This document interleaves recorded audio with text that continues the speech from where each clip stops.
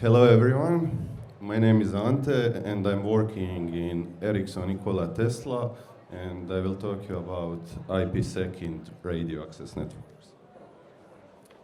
So brief introduction about radio access networks. So radio access network is a group of operators radio base stations which are running the same standard. So on this picture we can see radio base station running LTE standard, and radio base station is communicating with your user equipment, and all traffic from user equipment is sent towards core network or towards some other radio base station.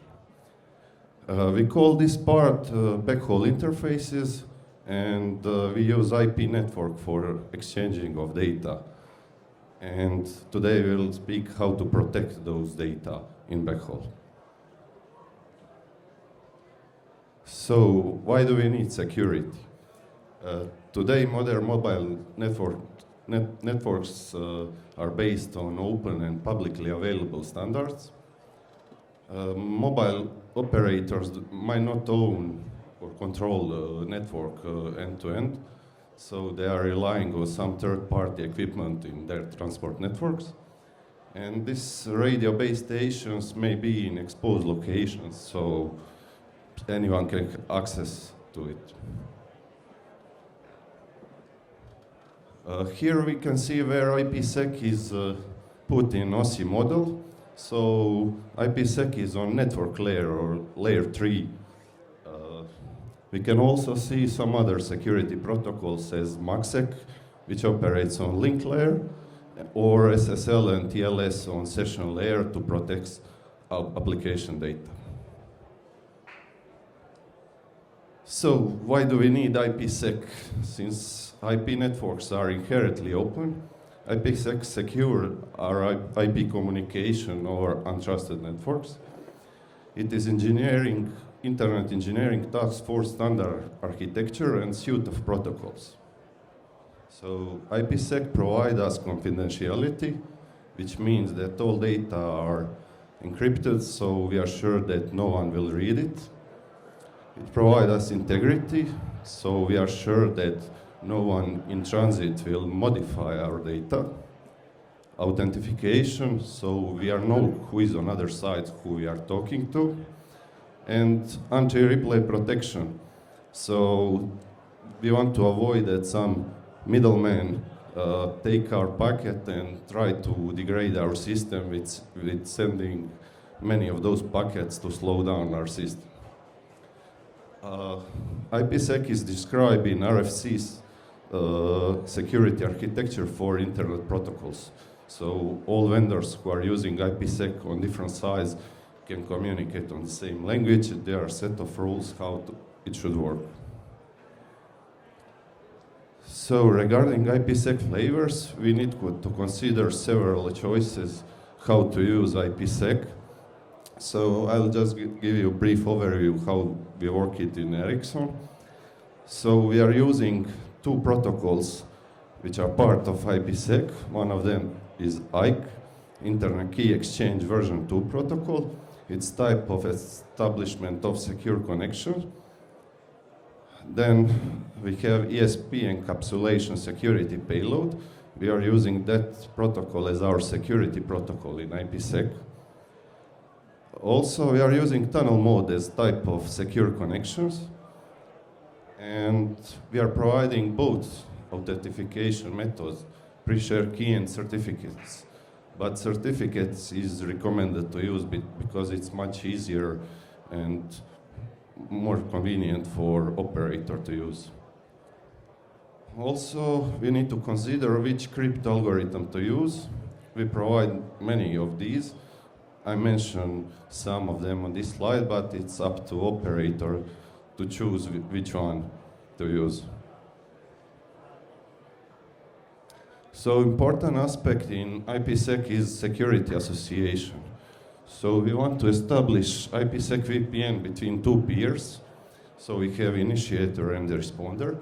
So to establish this VPN, we need to create high security association and at least one child SA pair. But operator can create even more child SA, depends on their need.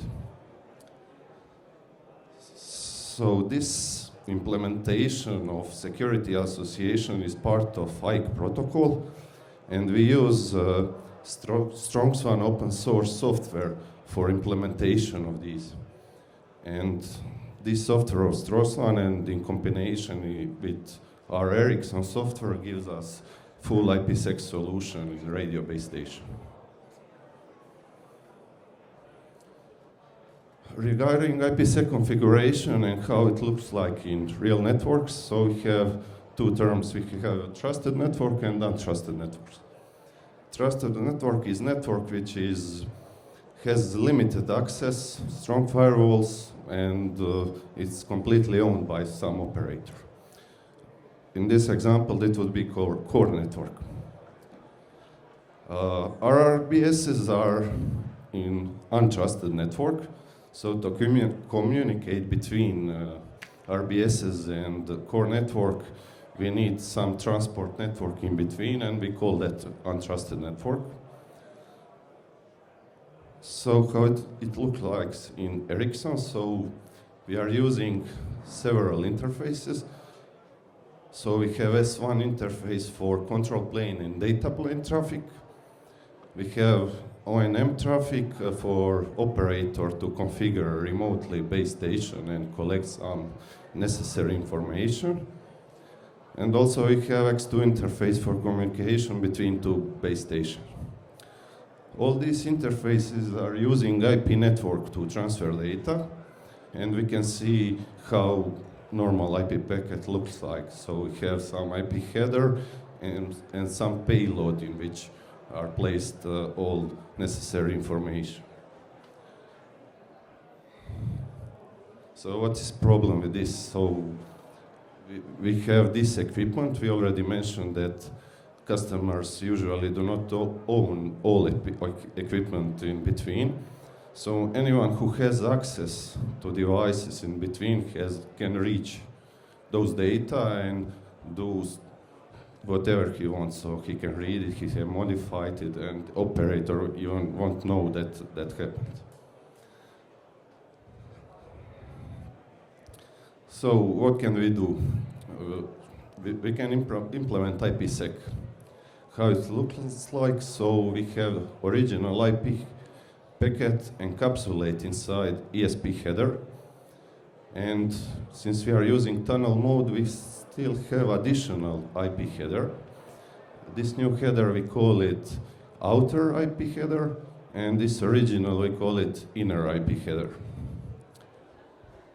So to establish tunnel in IPsec, in usual cases, we need two devices called security gateways. On this picture, we can see one security gateway and at the entrance of trusted network.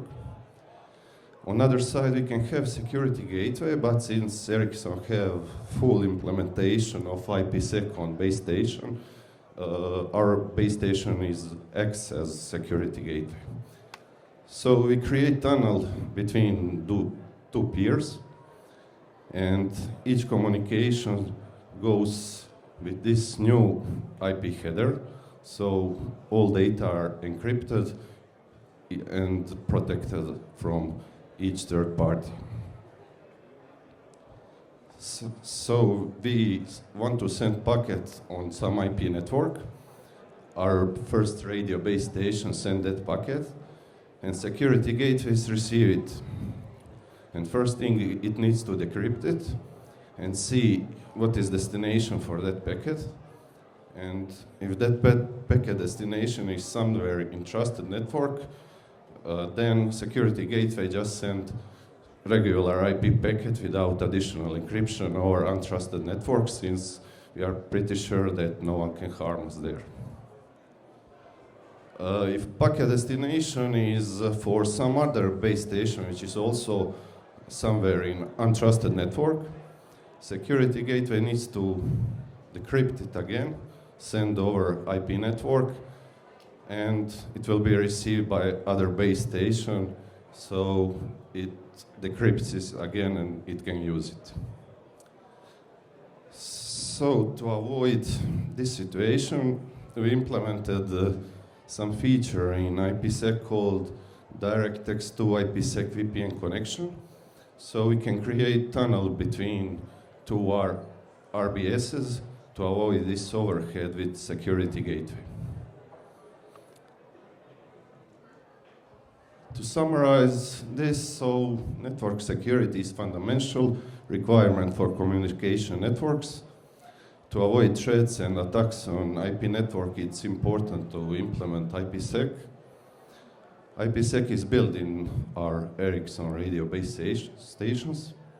It's comprehensive and flexible solution and a safe choice with future-proof protection from Ericsson.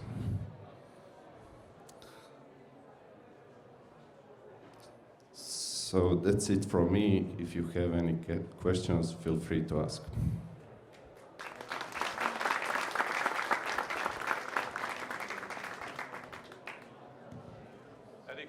Any questions for the young man?